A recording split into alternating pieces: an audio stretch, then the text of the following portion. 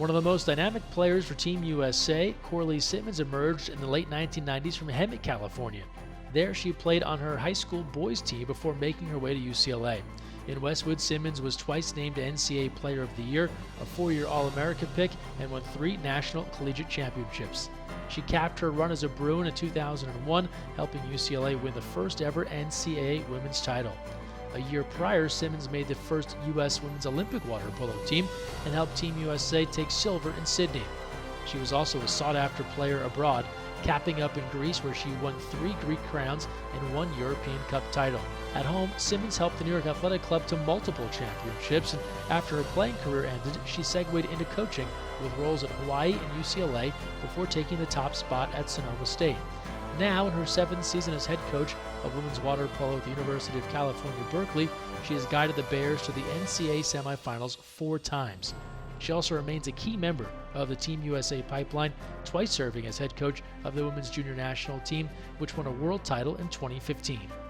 One of the most phenomenal athletes you'll ever see, one of the most intense competitors that you'll ever meet in any sport, but yet I think the first thing that struck me was she was a goofball, and she was making us all laugh from the beginning, whether it was kind of wearing her cap a little funny or pretending like she was a 3-year-old kid jumping in the water for the very first time. I mean, she was a class clown in a lot of ways, and you would never expect that from someone who was such a talented and intense competitor, but she had the incredibly unique ability to balance those two things. And so she had these moments of self-deprecation and humor that made things very light at times. And she picked always just the perfect time to be able to do that. And it's a unique balance that I don't know if I've ever seen anyone else accomplish. She was one of those people you had on your stat sheet, like to watch and understand and make sure you stop as a defensive player. So knowing that then I was going to get to be her teammate was so exciting because I didn't, one, have to guard her, so that was good, but also to get to be part of that experience where she made incredible passes and knew when things needed to happen and would tell you. Her communication was incredible, and it helped foster the excellence of the rest of the squad because of her game knowledge. She joined our team in 2002, and Cora put the original team together, and she got some national team players, some local team players, Heather Moody and Kat Von Schwartz, and I could never forget Nicole Payne. And what a group of women, what a great group of players. And Cora was one of the leaders of that group. And one of the things about Cora that made her so great was when you saw the game, you thought there were 5 of her. Like her and 4 twin sisters were all playing.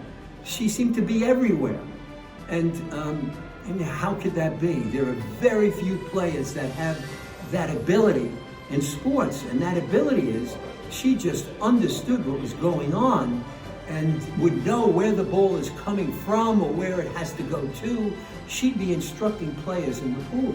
Cora was unbelievable. She can get in the water now and still play because of that ability.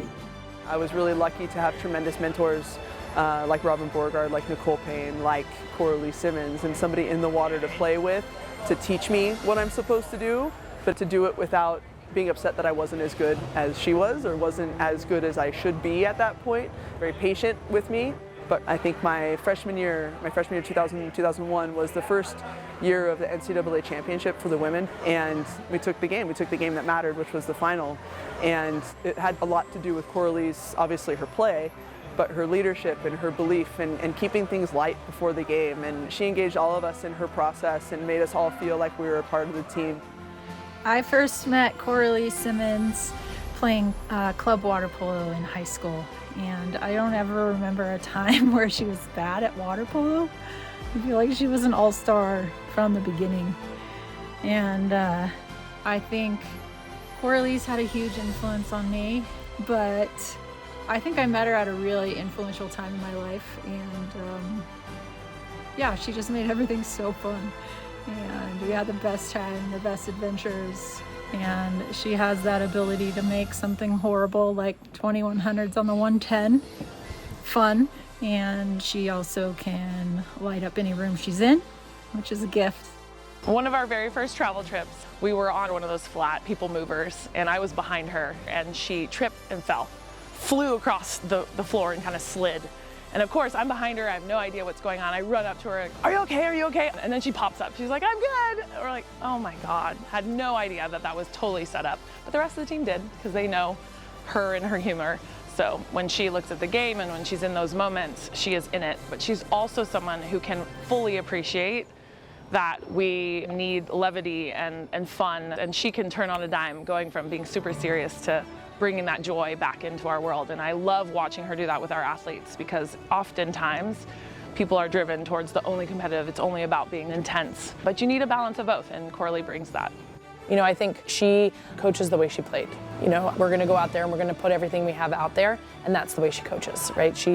She makes sure that her team is completely and utterly prepared, puts all the work in, and then when it comes down to the scene, like, the girls are ready. And the same thing when she was playing, like, she was ahead of her time as far as how she moved in the water and how she saw the game, and still sees the game today.